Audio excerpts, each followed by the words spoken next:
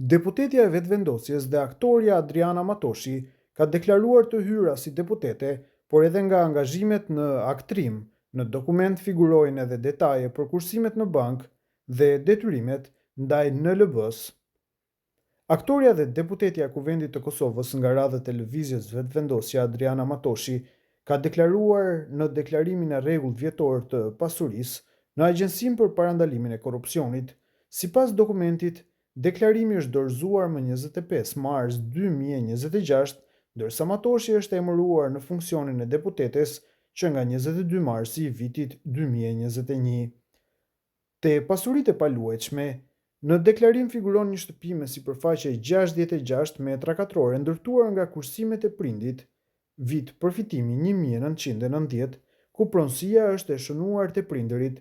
Ndërkohë, te paratë e gatshme, kursimet në bank, Matoshi ka deklaruar 13.480 euro në NLB Bank, të shënuara si depozit kursimi. Në përshkrim thuhet se prejardhja lidhet me pagën, kredin dhe të hyrat e vajzës së vogël, Pineas, nga angazhimi i saj. Sa i përket detyrimeve financiare, ajo ka deklaruar kredi në NLB Banka për rinovim të shtëpisë me vlerë fillestare 15.000 euro, sipas të dhënave.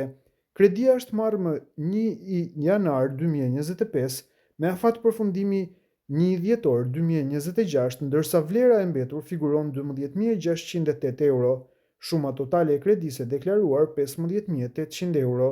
Në rubrikën e të hyrave vjetore, Matoshi ka deklaruar 18.943 euro si pagë neto si deputete, me burim Ministrinë e Financave.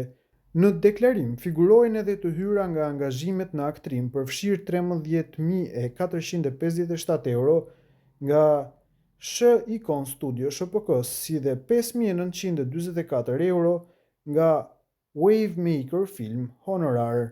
Në dokument përmendet edhe shtesa kompensime prej 340 euro të shënuara për fëmijë të cilët jeton në bashkësi familjare, si dhe pensione bazë për prindërit, të listuara me vlerë prej 1.800 euro secili.